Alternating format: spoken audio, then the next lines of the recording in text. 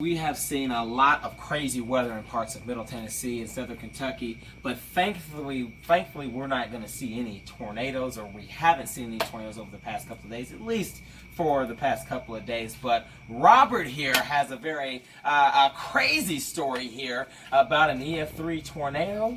Yes. Let's hear the crazy story. Well, it was 2003. Mm-hmm. I was very young in my wrestling career, and my tag team partner and I were leaving Mobile, Alabama after one of our best matches. Mm-hmm. And we were coming down these little country roads, having to get back on to the highway. Right. And as soon as we got on the highway, I noticed that there was a noise behind us, like a freight train. I started to get a little concerned because I looked out the passenger side window. It was raining, golf ball size hail, and the skies were pitch black. Yeah, that sounds pretty scary. It was. I look at my partner and I said, "What's going on with the weather?" He says, "I don't know. What's that noise?" I look behind us and I tell him, gas it now, because we're being chased by a tornado, and it was an EF3. Yeah, and see, that is actually a little similar to the EF4 tornado that went through Sumner County, went through Macon County, and then it ended in parts of Kentucky, so very similar. Yes.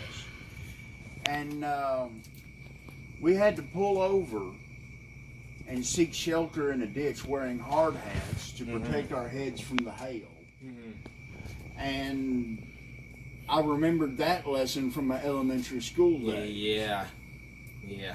Now, my tag team partner, for a living, he did concrete and rebar. And he always kept his tools in the bed of his truck. So the truck, the bed of it at that point in time had to weigh 1,000 pounds. Yeah, that's but the winds were so strong that it was lifting the back end of his pickup truck off the ground like it was nothing.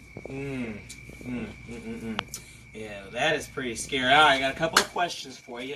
You answered the first question, which you told me that the winds were between, what was it, 80 to 90 miles per hour? 80 to 90 at least. Wow, okay, so 80, 90 miles per hour was the wind of that, with that tornado, with that EF3 tornado that was moving through the area. All right, so I got another question for you. Where did you guys find a safe place? Where was your safe place? There was no safe place. Okay. The rain was coming down so hard coming off that country road, we were having to drive through flooded areas. Luckily, the intake and the exhaust, the truck set up so high that they weren't in any danger from the rainwater. When we made it out onto the highway, it was just open road. There were no gas stations. There were no rest areas at this point. It was just open miles. So we actually had to pull over and park and put on the hard hats and get in the drainage ditch off to the side of the road where it's as low as you can possibly get. All right, so were there any floodings going on through parts of the area? Did you guys experience any flooding? Oh yeah, we experienced a lot of flooding, and especially in your low levels and areas that were gravel. Right. Yeah. And see, those kind of areas you got to really watch pertaining to with high waters, especially streams, creeks, rivers, you name it. It is just so hard for them to stay in their banks. So yeah, I could definitely understand. Was there any flood warnings issued for the area that you were in? Not until after they flooded.